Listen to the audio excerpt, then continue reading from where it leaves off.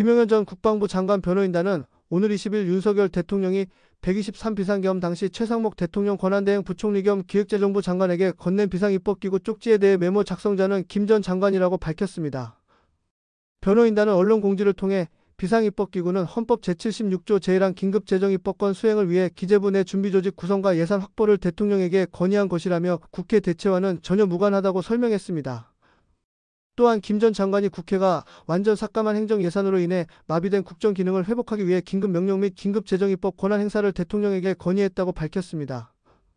변호인단은 국회 대체 입법기관 창설이라는 것은 민주당의 내란적 상상력에 불과하다고 주장했습니다.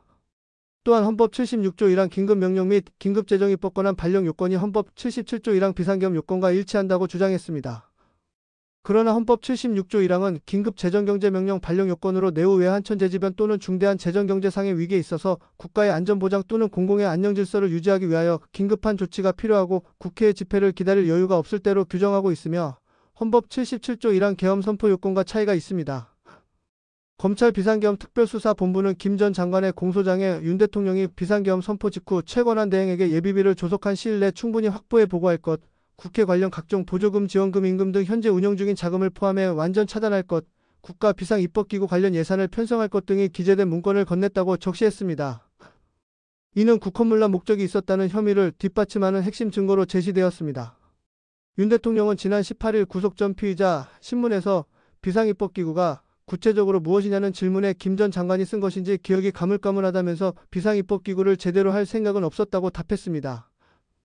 한편 김 전 장관은 비상계엄 포고령 1호 작성 경위와 관련해 검찰 조사에서 윤 대통령이 포고령 작성 과정에서 관련 법전을 찾아봤다고 진술했습니다. 김 전 장관이 포고령 초안을 작성했지만 윤 대통령이 검토하고 국민통행제한 금지 조항을 삭제하라고 지시했다고 밝혔습니다. 포고령은 국회와 지방의회, 정당의 활동과 정치적 결사, 집회, 시위 등 일체의 정치활동을 금하는 내용을 담고 있습니다.